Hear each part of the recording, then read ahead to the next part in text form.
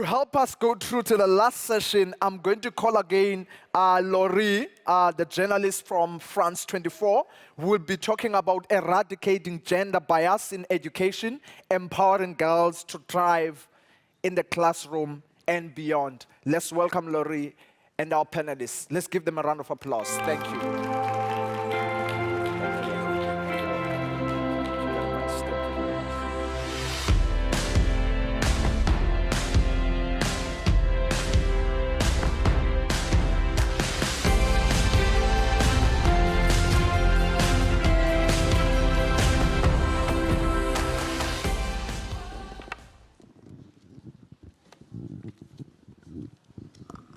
Hello, good evening. Thank you for being with us. I'm Laure Manent. I'm the host of Actuel, the feminist show of France 24 in French. We also have the show in English, Arabic, and Spanish. And I'm very glad to be here with those brilliant panelists, and they're going to tell us amazing stories about education and gender bias in education. So this session about eradicating gender bias in education is also about empowering girls to thrive in the classroom and beyond.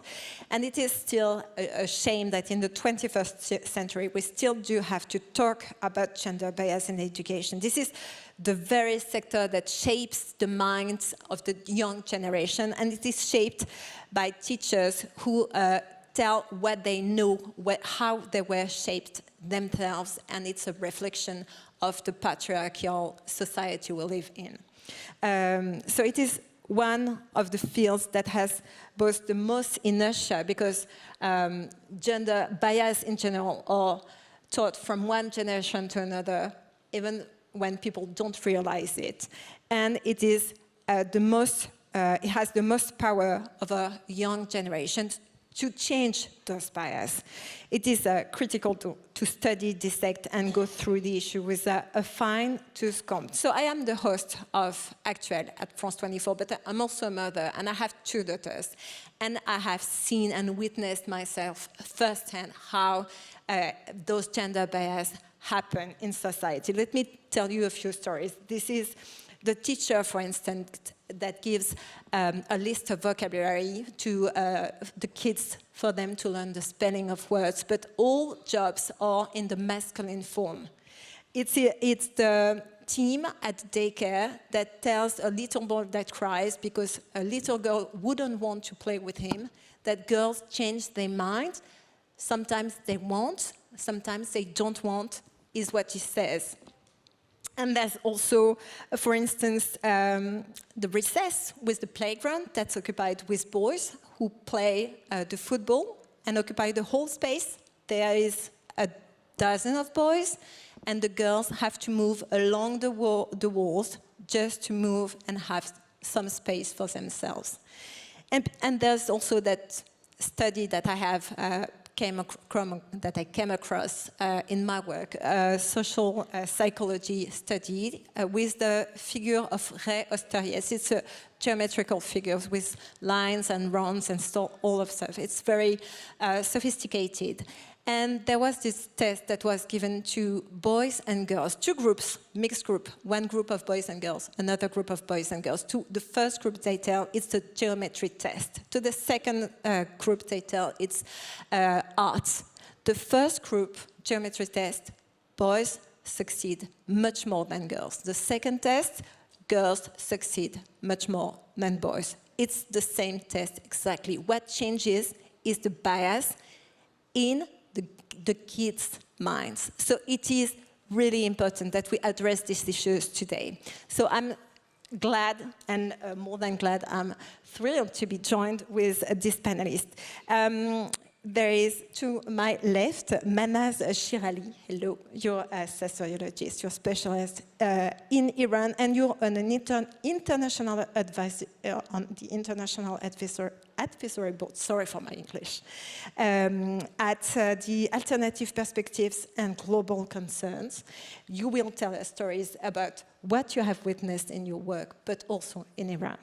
Urvashi and Sahni, hello, thank you for being with us as well. You are the founder and director of Study Hall Educational Foundation. which runs schools from kindergarten to 12-year-olds. And you are in India, you're reaching out to over 10,000 students in your schools. Some were coming from extremely poor backgrounds, and you have also worked in school reform all over your country. You will tell us a little bit about that. And last but not least is Behishta and Nazir. You are students from Afghanistan. You are studying in MS Master in Management, specialized in sustainability and social innovation at HEC Paris. But before that, you worked in Afghanistan, your country, and you left the country when the Taliban took over. So you will tell us a little bit about your very special journey. Thank you all for taking the time to speak about these issues. So first and foremost, it's important to know what we are talking about when we mention gender bias in education. So Urvashi, Sahni, you're an advocate of girl education in India. And you have been for the last 40 years or so, I believe. What would you say gender bias look like in education in your country and maybe in general? Thank you very much. And thank you for inviting me here. And hello, everyone. You know, gender bias in classrooms really reflects the gender bias in society. And it reflects the gender bias in teachers' minds and hearts because they're also part of society. And I'll give you a small example of, this is a rural school, and I was teaching there. And the classroom was under trees, very poor. And one day I noticed that this child who was in 2nd grade didn't even know her letters, the alphabet. So I asked her class teacher, I said, why is she in class 2? She doesn't even know her alphabet. She was old, she was about 11 or 9. So she said, oh, you should ask the principal. He says we should just pass all the girls up as fast as possible. So I spoke to the principal, and the girls were sitting there, and there were a few mothers who'd come visiting. And they were standing there too, and I asked him, I said, why did you pass this girl on to class 2? So he says, no, I have told the teacher that all the girls must be passed very quickly up to class 5. So I said, and why, even if they're not learning? So she says, because they're just going to be married off in class 5, and so they must at least have a class 5 certificate.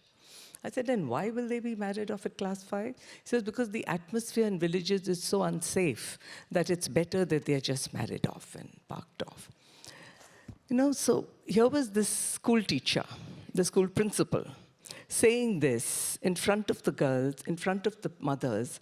And so he was normalizing child marriage, the lack of safety of girls and boys' violence. And that's what the children were taking in. So often I would find that children weren't in school. And why weren't they in school? Because they'd been married off, or the mothers were sick, so they were staying at home, or there was sibling care. And the teacher just took it for granted. She had normalized it in her head that this is what would happen. So this on top of the fact that many of our textbooks, they reflect stereotypical roles, though to India's credit, we have had any number of gender scans. I've been part of some of those too, where we fixed it. But at the same time, you can't only fix textbooks. You need to change the culture around you. And it's the patriarchal culture that creates the bias. And you know, teachers come from where they do. So they don't, in their heads, think that girls deserve more than to be prepared to be married, to be good wives, good mothers. And especially the lower down you go in the socioeconomic class, the more rampant it is. They have also normalized child marriage, which I think we should all call girl slavery. It is not marriage. It is really slavery. So let's not privilege it with that. And they feel that, well, it happens, they don't intervene. And in terms of STEM, we've had a few sessions on that during this forum. That is pitiful. What I found that even in our own schools, the numbers are skewed, much fewer girls taking STEM subjects than boys. And then I found that, this is one of our all-girls schools for very poor girls, I found that there was almost no one taking it. So I asked the teacher, why is no one taking some math? So they said, well, and then I found that the teachers were actually discouraging them because what will you do with math? It's too difficult for you. And how will you find the time to study? You're working. And so then I made it compulsory up to class 10, which is 16. I said, no, you'll just do it. And then we did put many measures in place to correct the situation that I'll talk about later. It seems that it's very hard to tell if the teachers have opinions about this, or if they are just repeating what's happening, or if they want things to keep going the way they are, or if they're advocating for it. And it's one problem that happens in so many countries, maybe most of our countries on Earth. And actually, Mahnaz, you're from Iran, you're a sociologist, and Iran is a country where lots of women do go to higher education, have higher education, go to universities, but very few of them actually have jobs afterwards. And in recent years, it feels like there's been a wider and wider gap between genders, up to the point that people talk about gender apartheid now. So how does this reflect in the educational system in Iran? Et la situation iranienne est une situation assez paradoxale, dans la mesure où il y a une différence énorme entre la société et les lois qui règnent sur la société. La société iranienne était quand même modernisée avant la révolution iranienne. Après la révolution, le régime islamique arrive et les femmes iraniennes, celles de ma génération qui ont vécu un peu avant et après, ils ont vu le régime islamique, on avait peur de l'islam, on avait peur du régime. Du coup, pour les femmes de ma génération, qui étaient les premières générations qui est allées à l'université, aller à l'université, faire des études était une manière de résister aux contraintes que la société, que le régime, que la religion lui imposait. D'accord? Donc, pour échapper aux contraintes, pour être libre, pour pouvoir obtenir une certaine liberté et ne pas être enterré dans la cuisine, on nous a appris la seule solution est faire des études. D'accord? Alors, beaucoup de femmes de ma génération et les générations suivantes ont fait des études, sont allées à l'université, ont occupé les places des universités malgré le régime. C'est très important, c'est malgré le régime, parce qu'elles savaient que c'était la seule solution d'échapper au régime, mais le régime les a eus, parce qu'il ne leur a pas donné de la place dans la vie active. On était largement diplômés, mais on n'arrivait pas à trouver de la place. On n'arrivait pas à trouver de la place sur la scène sociale, dans la vie active. Tout simplement, je termine cette partie par là, le taux de participation à la vie économique des femmes en Iran, c'est de 13% contre 67% pour les hommes. Alors que le nombre des femmes dans les universités, c'est au-delà de 65%. Vous voyez à quel point le chômage touche les femmes iraniennes. Donc, si aujourd'hui il y a beaucoup de femmes iraniennes éduquées, diplômées, ce n'est pas grâce au régime, c'est malgré le régime. There's also this.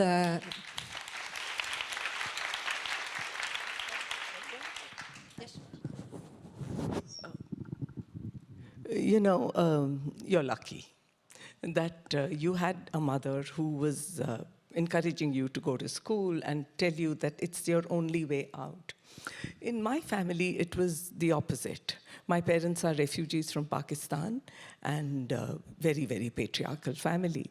And so I was sent to school, but at the same time, if my father saw me read a book, and I loved to read, he would say, don't you have any work? Why aren't you in the kitchen? Why aren't you? And so when I passed school, my grades were better than my brothers. But they went to engineering college, to commerce, and he sent me off to a home science college for 1 year and then found me a boy, and a suitable boy, and then got me married off. Right. So there, the message was very clear that education is not important for you because your place is in the kitchen, your place is in the home, to be a good mother, a good wife, and a compliant wife. Very important. He would say that, you know, you're not submissive, and so you will never be happy. because a woman should be submissive. And education might, and he said, I don't want you to be too westernized. By that he meant too independent thinking, right? And the same thing when I filled in my form to get science as a subject, he tore it. He said, no, girls don't do science, and it will take too long, and then you have to be married. So in many cases, families, and that is one of the things we battled in India for a long time. We had an access problem at one time. Now we have equal access, more or less. But at the same time, what we are battling very hard, we battled for a long time, was parents having no faith that there was no need for girls to be educated, because their place was very clear, and so why do you need to? And I think at the back of their head somewhere was also this, that the more the education, the more independent you become, the more a mind of your own you get. And so it was definitely discouraged. Things are changing slowly, but they are, in a sense. It's actually changing the other way around in Afghanistan, where you are from, Behishta. But you are one of those women who go against odds and what people think of Afghanistan, and you have actually gone to school and have had a high education. But, so your parents encouraged you to do so. So can you tell us a little bit about that and about the other kind of education, the one about cultural norms that's non-written, but is indeed everywhere into society? Thank you. First, it's a pleasure to be here and to share my story and also to represent women of Afghanistan. I think it's so sad, but it's kind of privilege for me because I'm one of the few girls who can attend university now from my country, which is really sad. But I do agree with you that regarding my journey, it was my allies who supported me. So like different dynamics affects girls' education in Afghanistan, or maybe context similar to Afghanistan. And I believe that in context like Afghanistan, people tend to or need to put more efforts and invest more of their time, resources, and so on to support girls' education. And actually this started with my parents because they had to move from our village to capital for providing us better opportunities. And it was not only that, but very small gestures. For example, since there was harassment, insecurity, and so on, I was in my undergrad and I was going to university, but since I was taking evening classes for 3 years, I couldn't walk 5 minutes from my university to my home, and I had to wait for my father or my brother, and they had turns to pick me up from university and take me home, and it was only 5 minutes walk. So I do acknowledge the role of the community, the family, especially men of the family. Of course, my mom was a warrior, and she was very supportive, and she's a role model for me and for my sisters. But also not to forget the role of men, educated and bright-minded men who supported us. And also in terms of gender bias regarding the cultural norms and so on.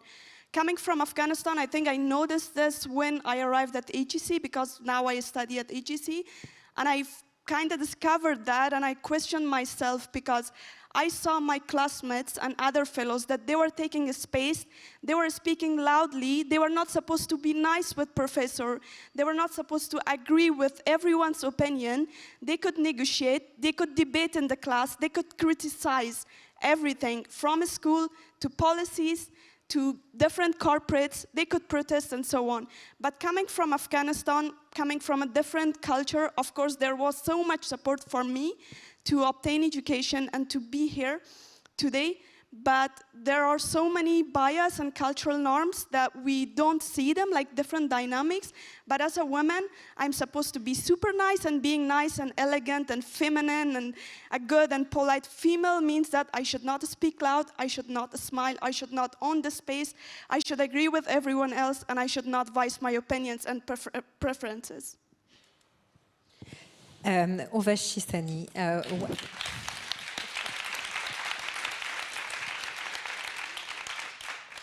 these are all very strong stories that remind us how lucky we are here in France to have less difficulty and actually have to show up at school until the age of 16.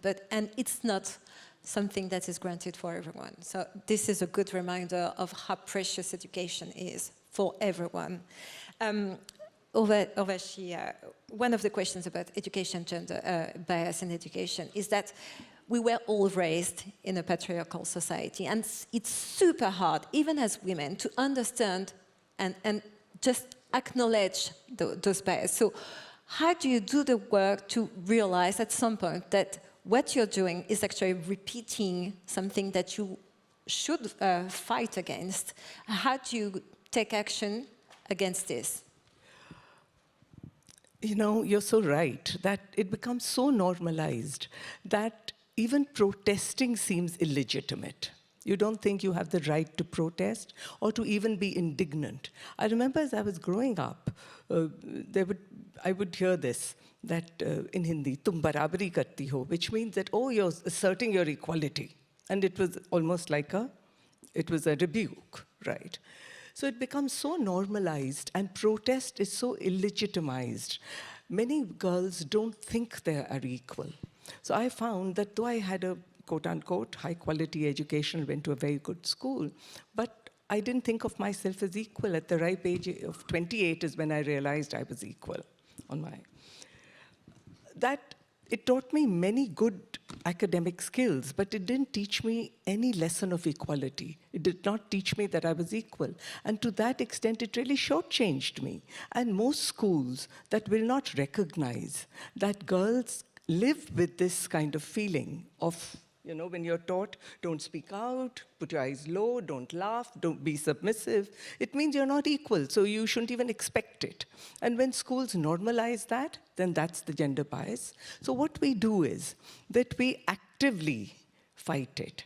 We use a critical feminist pedagogy, which means that you help girls realize and learn the important lesson of equality, that you're equal, you're an autonomous person, you have the right to be respected, and you have the right to choose what you want to do with your life, to marry or not marry, but to live as a full autonomous human being. I can't tell you what a difficult lesson that is to teach. And we give it as much importance as any lesson in math, science, history, geography, that lessons of equality must be taught in school. And to boys, we teach them. So we teach girls to recognize the bias, to understand that it is not God-given. It is human-made, it can be unmade, and we can make it. And it's structural. And we teach boys the important lesson, the same lesson of equality, that, you know, patriarchy is not your fault. But you must recognize that how cruel it is to your sisters, your mothers, your aunts, and to you. You don't necessarily want to be this violent monster. So what will you do to change that?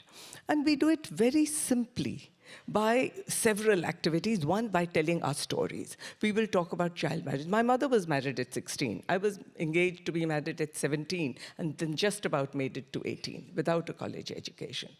And there are so many of the girls, they all have those stories. We train teachers to recognize their own gender bias. And you know, we ask them to talk about gender in their own lives. And you'll be stunned, I am stunned sometimes, when we do this work. On one table, one teacher had been married at 2, another one at 4. And they cry.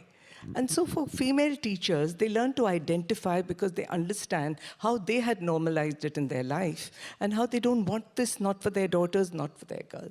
With men, it's a different story. They are immediately defensive, and it takes a long time to keep on at it. They want to deny statistics. They want to say that, no, it's not so bad anymore. And you're making up these statistics. Western propaganda is what they tell you. But we learn to work at it and chip at it and chip at it. And again, by telling personal stories. What about your aunt? What about your sister? What about your wife and your daughter? And what do you want for your daughter? So you're right that when something is so normalized, it's very hard, even when you don't realize there's a problem, how do you change it, right? So the important thing is to get them to recognize it. And that we use drama. We use role reversal for boys. Tell them, okay, pretend you're a girl, and no, the world has changed. Everything that happens with girls is going to happen with boys. And just live this out. They can't even do the whole episode, they get so rattled. But it builds the empathy.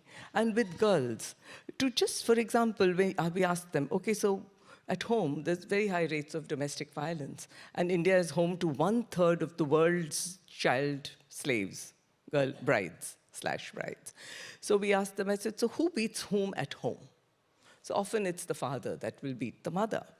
I said, okay, and why does he beat her? Oh, because the food wasn't cooked well, or she was out of the house without his permission or something. So I said, well, okay, when does she beat him? So they just shocked. They laughed. They said, no. I said, well, why not? So he says, no. So I said, okay, when he beats her, does she stop him? So he says, no, she doesn't. I said, when someone beats her outside, will she stop him? He says, yeah. I said, well, why not at home? He said, because society won't allow it. Then we talk about who makes society. And how do you change this? Is this fair? No. Then how do you change it? Then we teach them to imagine a world where this doesn't happen, to act it out. We teach them to rehearse resistance, protest. How do you negotiate? And this is all taught like any other subject. And I've been advocating for years, and I think all over the world we need it, because patriarchal societies are not democratic societies, is that you must have gender education, sex education, sexuality education in schools as a compulsory subject, and in colleges, and in teacher education courses. That's the only way we're going to get rid of this.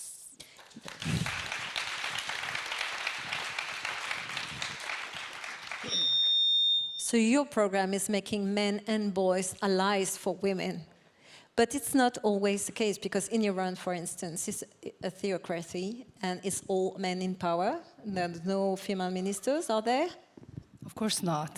Okay. Of course not. Just making sure, because maybe something escaped me, I haven't seen anything, but there are indeed women in the police des mœurs, and they participate in the system. But going back to education and gender bias, it's also politics issues, because it's about men making laws that apply to both genders, but do not consider half of the population like being worth the cost and the pain and the education. So how much do they influence this, and how much can it be changed in the current situation in Iran?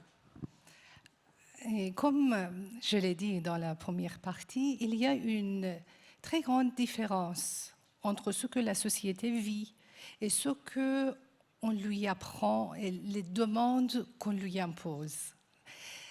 Et ça, je l'ai appris, en fait, à travers le regard que j'ai fait sur les livres scolaires, par exemple.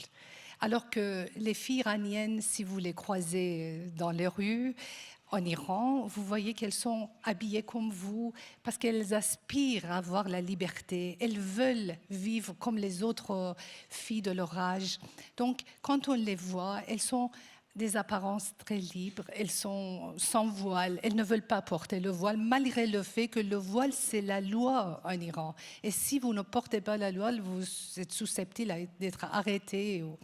Alors, c'est vraiment très différent par rapport à ce qu'on voit, par exemple, dans les livres scolaires. Sur les livres scolaires, on voit l'apartheid sexuel. Les livres pour les filles sont différents des livres pour les garçons. Vous voyez? Les livres pour les filles, on leur apprend à être de bonnes mères, des bonnes mères, de ne pas, par exemple, je ne sais pas si je peux vous montrer quelques images. Est-ce que voilà. Par exemple, ça, je l'ai pris d'un livre scolaire pour les filles de 7 ans, 7, 8 ans. Dès qu'elles commencent à lire, on leur apprend que l'éducation ne sert à rien si vous n'êtes pas des mères. Donc, ne laissez pas passer votre chance de devenir mère. Donc, épousez rapidement les premiers qui viennent vous demander en mariage.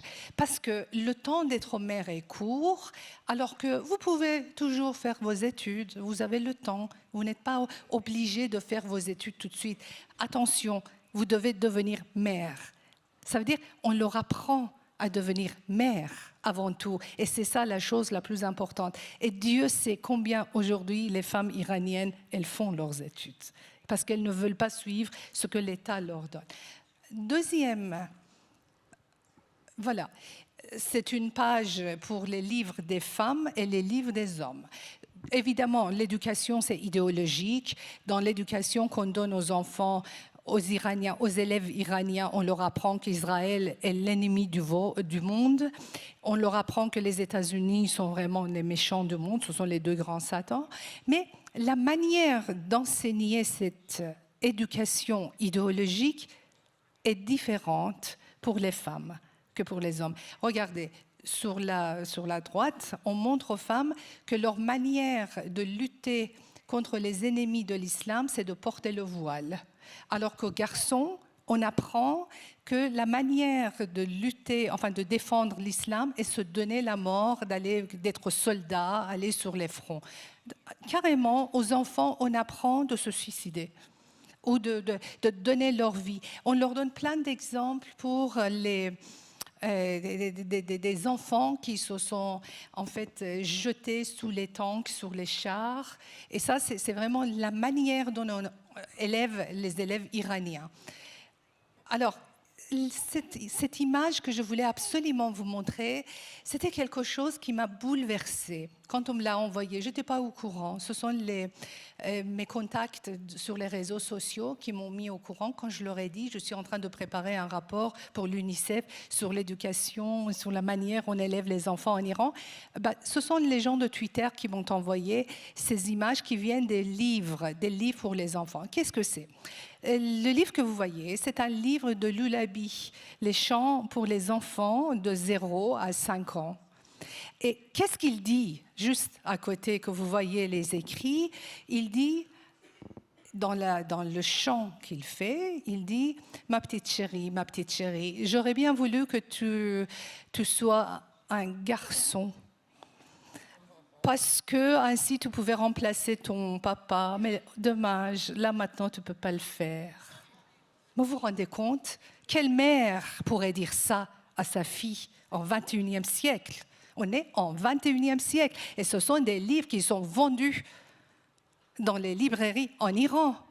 Et les mères doivent dire à leur fille « Ma chérie, ma petite chérie, je voulais que tu sois un garçon. » Et là, j'étais indignée, et je le suis toujours. Je ne comprends pas comment on peut oser dire ce genre de choses dans un pays en plus comme l'Iran. Les femmes aspirent à la liberté. Aujourd'hui, pendant 6 mois l'année dernière, vous vous souvenez, c'était le mouvement Femmes, Vie, Liberté. Les femmes étaient sur le devant de la scène. Elles faisaient tout pour obtenir leur liberté. Et depuis, elles sont nettement plus libres parce qu'elles ont obtenu quand même. C'est no-dit, mais elles ne portent plus le voile en Iran. Elles sont contre le voile. Elles ne portent plus. Et pas plus tard qu'il y a un mois, une jeune fille de 16 ans a été battue à mort dans les métros de Téhéran parce qu'elle ne voulait pas couvrir ses cheveux. Ce sont les femmes iraniennes, alors que l'État, le gouvernement produit ce genre de littérature obscène, carrément obscène. Je ne sais pas si je peux continuer, je dois m'arrêter. Entendu. Une dernière. Voilà, je m'arrête là. Ce sont les livres pour les enfants. Qu'est-ce que vous voyez? Les scènes d'exécution publique. Voilà, c'est ainsi qu'on élève les enfants iraniens. Mais heureusement, grâce aux bons instituteurs, aux bons professeurs, grâce aux parents, grâce aux mères, les enfants ne prennent pas au sérieux les images qu'ils voient. Ils essayent en fait, de gommer et de vivre comme ils veulent et de ne pas se laisser embrigader par la République islamique.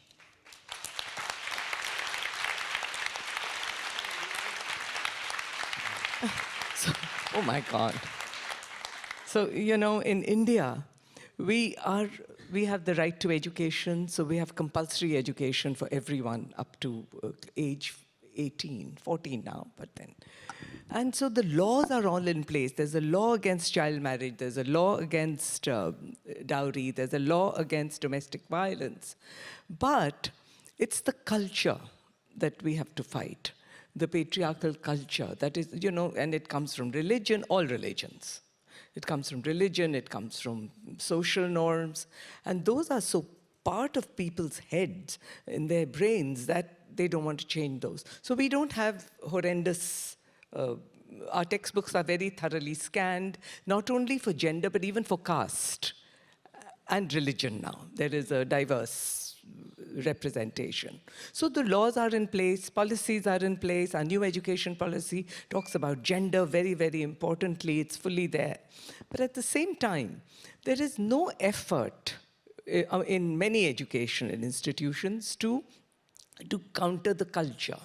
And that's what we work on. My organization, we've been working on it for the last now 38 years, that we work very hard on changing the culture, on shifting the mindset for the students and the parents. We have monthly meetings with them, trying to make them allies. So we not only get the teachers to become advocates of girls' rights, to teach girls to advocate and boys to advocate for girls' rights, and then to be advocates with the parents. So if they find out that the girl who's being married, she's not attending for a long time, it's not shrugged off. They find out, we intervene, and then we use the law.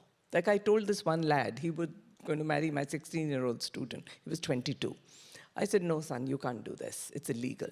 He said, oh, but you know, the family honor, and we've printed the cards, etc. I said, you know what, your family honor will really be in the tank because you're going to be sued for statutory rape. She's 16, you're 22. Why don't you just back off and do it when she's 18? And then you're both happy, everyone. And that's what he did. Okay. So my point is that we don't settle for it. And the results have been absolutely astounding. We have almost a 0 child marriage rate in our communities now where we work. And apart from that, we have now, at one time, mothers would hide they would send their daughters to school, but they would not tell their husbands about it. Now, there are fathers bringing one daughter in front, one daughter at the back, on the bike, and biking 20 kilometers to bring them to school. Right. So we've seen a shift in patriarchal mindsets in parents, in girls. Our girls are setting up their businesses, they have MAs, they have MBAs, and the fathers are squarely behind them now. The mothers are squarely behind them.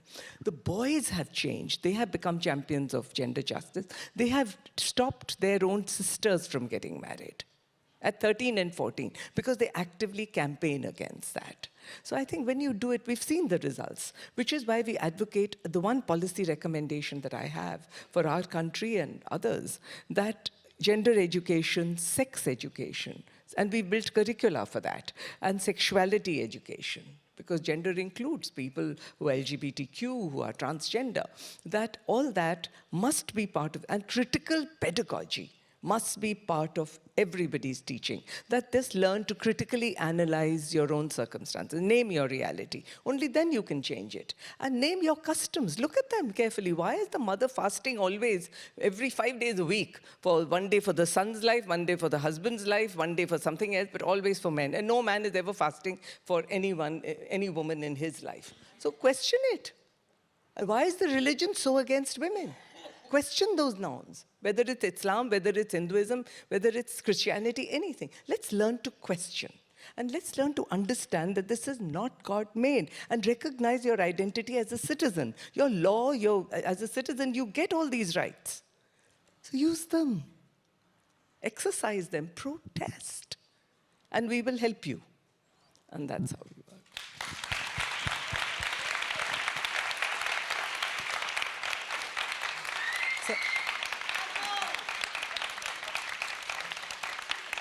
We're a bit over time, but I would like to end with you, Behishta, because you are still a student.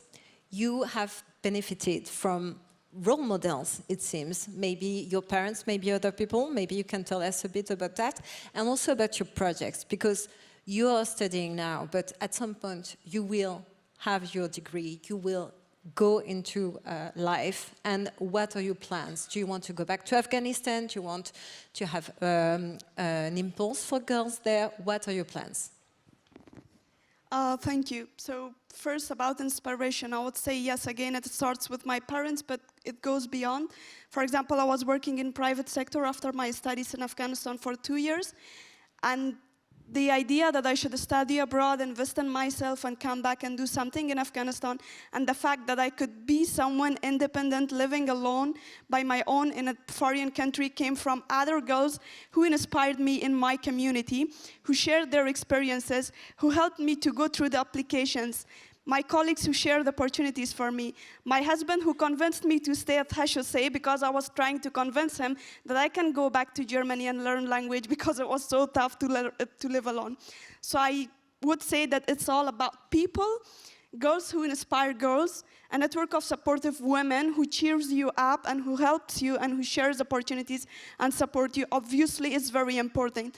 But not only that, people who are ambitious and create opportunities and more inclusive environments and educational opportunities. For example, the Imagine Fellowship at HSA. Now we have 10 fellows from conflict-affected countries at APGC campus. We could have never afford HSA or such a school coming from Afghanistan, considering the cultural issues, considering the fact that now the Taliban don't allow women and girls to leave the country for educational purposes and so on. So all these things, like all these peoples, inspires me. And also about my projects, one day I hope I will go back to Afghanistan, like this is the vision that I have. I previously worked with my husband. Well, I met him in work space. He was my colleague. And we worked on an impact investing platform, like one of the few impact investing platforms in Afghanistan. I'm very passionate about women who become financially independent, women who make their own choices, and women who invest. So for me, my vision would be going back to Afghanistan, or even before that in Europe, working to provide equal opportunities, access to financial resources, and actually promoting financial literacy for women and maybe underrepresented communities and minorities.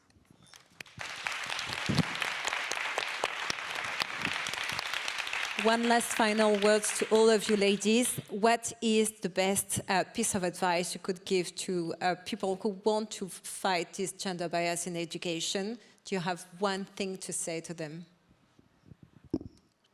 I think we should talk about patriarchy and have critical dialogues around patriarchy everywhere, in workplaces, in homes, in schools, in communities. Name the devil and then destroy it. So down.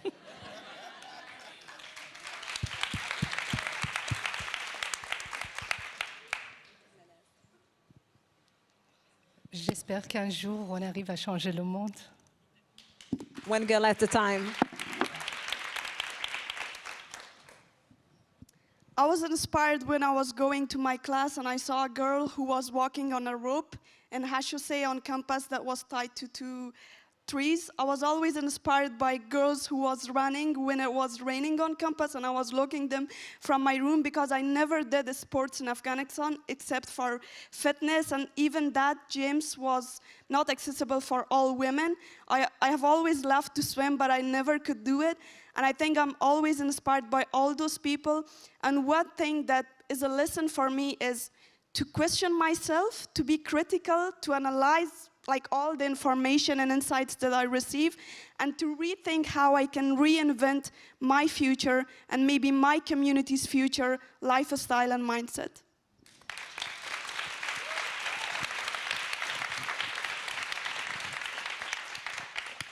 You wanted to add something? No, just that I'm so inspired by all the Iranian women who fought. I can't tell you how we were cheering for them. And for a long time, I have been trying to reach out to somebody in Afghanistan where we can help. Because we have all our material digitally. We have Afghan students in Lucknow who can translate, and we just want to reach out. For the last 1.5 years, I have been trying, and so I'm so glad. Now you have me.